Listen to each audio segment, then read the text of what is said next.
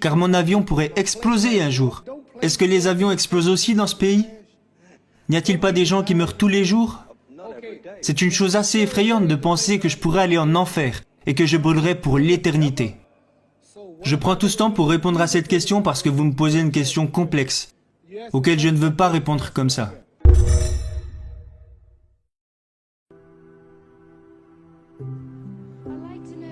Je voudrais savoir ce que vous comptez faire quand vous arrêterez la boxe.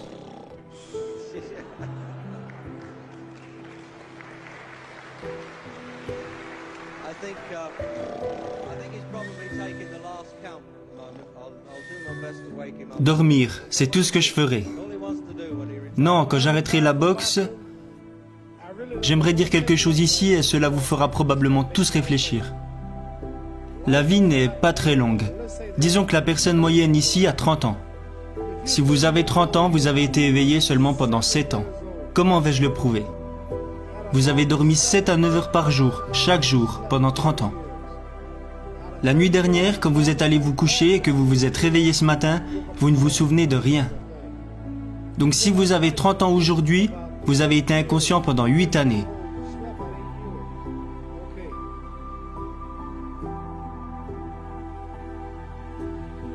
Combien de temps avez-vous passé à voyager en 30 ans?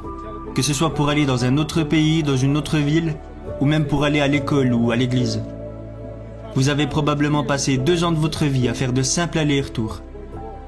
Donc vous avez passé 8 ans à dormir, 2 ans à voyager.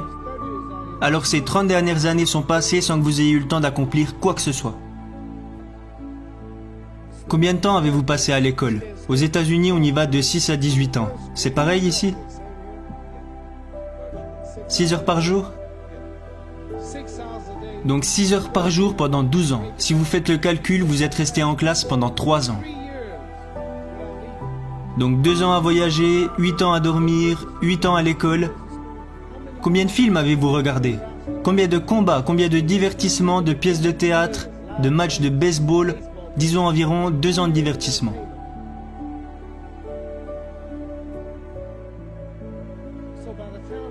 Donc d'ici le moment où vous aurez des enfants, d'ici le moment où vous aurez éduqué vos enfants, d'ici le moment où vous aurez payé votre maison, vous vous réveillerez un jour et vous réaliserez que vous avez 60 ans. La vie est vraiment très courte. Donc si vous comptabilisez le temps que vous passez à voyager, à dormir, à aller à l'école et à vous divertir, vous passez probablement la moitié de votre vie à ne rien faire. Aujourd'hui, j'ai 35 ans. Dans 30 ans, j'en aurai 65. On n'a plus autant d'influence à cet âge. On ne peut plus faire grand-chose à 65 ans. Votre femme vous le dira sûrement. Ce que je veux vous dire, c'est que quand vous aurez 65 ans, vous ne pourrez plus faire grand-chose. Vous savez que j'aurai 65 ans dans 30 ans, et pendant ces 30 prochaines années, je vais dormir pendant 9 ans. Je ne passerai pas 30 années à être éveillé. Je vais voyager en dehors des États-Unis. Tous ces voyages prendront environ 4 années sur les 30 années à venir, qu'on ajoute aux 9 ans que je vais passer à dormir. La télévision, les films, les divertissements, on peut rajouter 3 ans de divertissement. Donc sur les 30 prochaines années, je vais seulement avoir 16 ans pour être productif.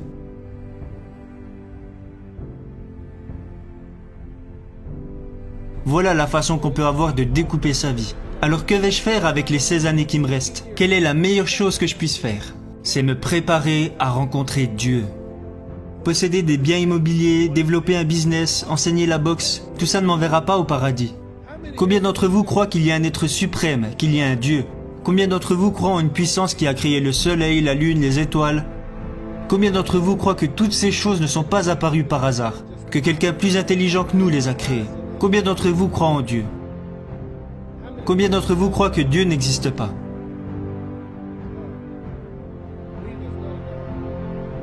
D'accord, vous qui ne croyez pas en Dieu, si je vous disais, vous qui ne croyez pas en Dieu, si je vous disais que ce verre s'est créé tout seul, si je vous disais qu'aucun homme ne l'a créé, me croiriez-vous?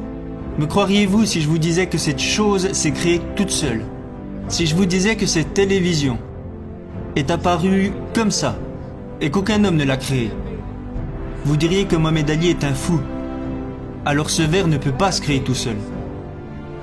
Si je vous disais que ces vêtements que vous portez se sont cousus tout seuls et que personne ne les a créés, vous ne me croiriez pas. Donc si vos vêtements ne se sont pas créés tout seuls, si ce verre ne s'est pas créé tout seul, si ce bâtiment ne s'est pas créé tout seul, alors comment la Lune est arrivée là? Comment les étoiles, Jupiter, Neptune, Mars, le Soleil, comment la nature, comment tout ça est apparu si ce n'est pas dû à l'intelligence et à la planification du Créateur? Donc ce que je crois, c'est qu'on sera jugé. Est-ce que vous croyez qu'un homme comme Hitler qui a tué tous ces juifs peut s'en tirer comme ça? Quelqu'un va le punir. Et si ce n'est pas maintenant, ce sera lorsqu'il mourra et qu'il ira en enfer pour l'éternité. Donc ce que je vais faire quand j'arrêterai la boxe, c'est me préparer à rencontrer Dieu. Car mon avion pourrait exploser un jour. Est-ce que les avions explosent aussi dans ce pays? N'y a-t-il pas des gens qui meurent tous les jours? C'est une chose assez effrayante de penser que je pourrais aller en enfer et que je brûlerai pour l'éternité. Je prends tout ce temps pour répondre à cette question parce que vous me posez une question complexe, auquel je ne veux pas répondre comme ça. Quand j'arrêterai la boxe, je vais faire tout mon possible pour aider les gens. C'est pour ça que je suis ici avec Johnny Walker aujourd'hui. C'est un pauvre homme qui est venu depuis les États-Unis et il y a plein de gars qui ont besoin d'argent ici. Alors quelqu'un m'a appelé pour que je vienne les aider. Dieu me regarde. Dieu ne me félicite pas parce que j'ai battu Joe Frazier. Dieu se moque de ça. Dieu se fout de l'Angleterre et de l'Amérique parce que notre richesse est son œuvre. Il veut plutôt savoir comment on se traite les uns les autres, comment on s'entraide. Donc je vais consacrer ma vie en utilisant mon nom et ma popularité pour faire preuve de charité, pour aider les gens, pour les unifier. Les gens s'entretuent à cause de croyances religieuses différentes. Nous avons besoin de personnes dans ce monde pour aider à rétablir la paix. Comme ça, si je meurs et qu'il y a un paradis, je pourrais le voir. Parce qu'on vit combien de temps? 80 ans? Dans cette pièce, il y en a parmi vous qui vont mourir dans 20 ans. Et certains vont mourir dans, disons, 50 ans. Et d'autres dans 60 ou 70 ans. Nous allons tous bientôt mourir.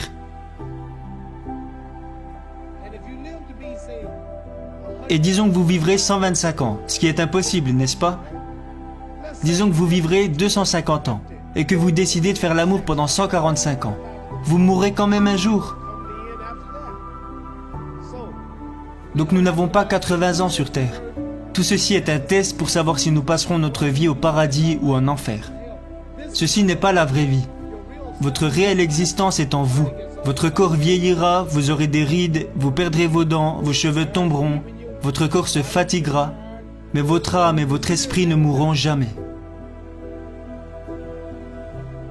Parce que votre corps sert juste à abriter votre âme et votre esprit. Donc Dieu nous teste en observant comment nous nous traitons les uns les autres, pour savoir s'il nous enverra en enfer ou au paradis. Donc toutes ces choses physiques ne durent pas. Les voitures, les bâtiments, même ce bâtiment, le gars qui l'a construit va un jour mourir. Il y a eu beaucoup de rois et de reines d'Angleterre, ils sont tous morts. Dès qu'un roi meurt, un autre prend sa place. On ne reste pas ici, on est juste de passage, rien ne nous appartient. Vos enfants, votre famille, rien de tout ça ne vous appartient. Si vous mourrez et que vous revenez un an plus tard, allez dormir dans votre lit et vous verrez si votre femme est seule. Votre femme ne vous appartient pas. J'ai divorcé avec ma femme et mes 4 enfants appellent un autre homme papa maintenant. Vos enfants, votre famille, rien de tout ça ne vous appartient. Ce que je veux dire, c'est que la chose la plus importante dans la vie, c'est ce qui se passera quand vous mourrez. Irez-vous au paradis ou en enfer? Parce que c'est pour l'éternité, vous savez. Combien de temps dure l'éternité? Imaginez, prenons le désert du Sahara. Il y a beaucoup de sable dans le désert du Sahara, n'est-ce pas? Imaginez qu'un grain de sable représente 1000 ans. Quand vous allez en enfer, vous brûlez pour toujours, encore et encore, sans fin.